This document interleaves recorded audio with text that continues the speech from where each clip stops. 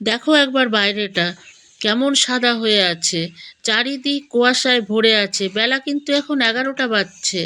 আমি রান্নাঘরে চলে এসেছি রান্না করব বলে। তো ভাবছি কি রান্না করব আজকে। তো যাই হোক, আজকে আমি ব্রোকলি রান্না করে নেব।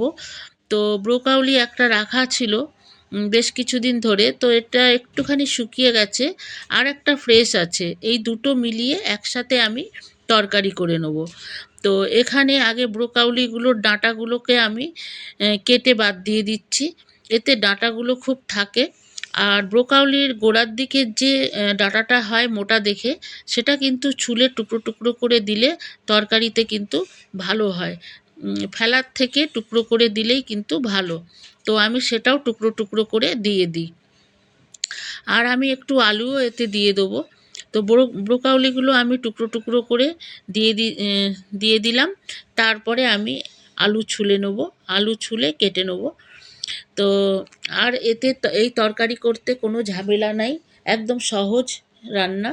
তো তেলেতে একটু তেল দিই, তারপরে তেল গরম হয়ে গেলে তাতে মেথি ফোড়ন, আর মেথি ফোড়ন হলে আলু দিয়ে ভেজে ব্রোকলি দিয়ে দিই।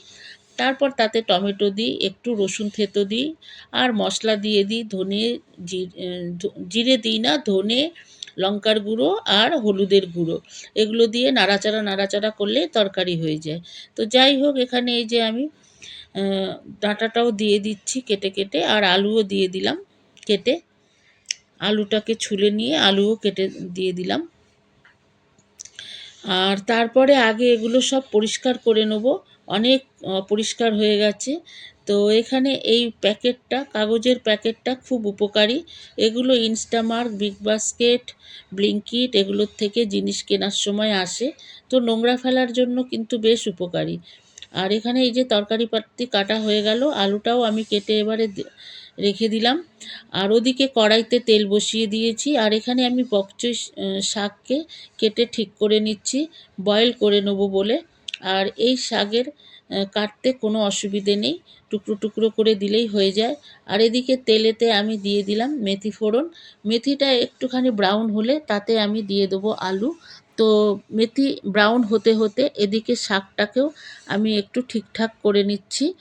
করে নিয়ে ততক্ষণে মেথি ব্রাউন হয়ে যাবে, তাতে আমি আলু দিয়ে দেবো। তো এখানে আমার শাক কাটাও প্রায় হয়ে গেল। এদিকে তেল গরম, মেথি ফোড়ন হয়ে গেছে, আলুগুলোকে দিয়ে দিচ্ছি। আলুগুলো একটু নাড়াচাড়া করে তারপরে আমি ব্রোকলি দিয়ে দেবো, দিয়ে যা যা মশলা লাগে সেগুলোকে সব দিয়ে দেবো। তো আজকে আমার দুপুরের রান্নাবাড়ি এতই। আর রান্নাও খুব তাড়াতাড়ি হয়ে যাবে, বেশিক্ষণ লাগে না রান্না করতে। ব্রোকলিগুলোকেও আমি দিয়ে দিলাম, দিয়ে এবারে মশলাপাতি দিয়ে খালি নাড়াচাড়া করে নেব। তো এই যে প্রায় তরকারি হয়ে এসছে, আর দুপুরের রান্না আমার কমপ্লিট হয়ে গেল। আর আজকে এতটাই। তোমাদের সবাইকে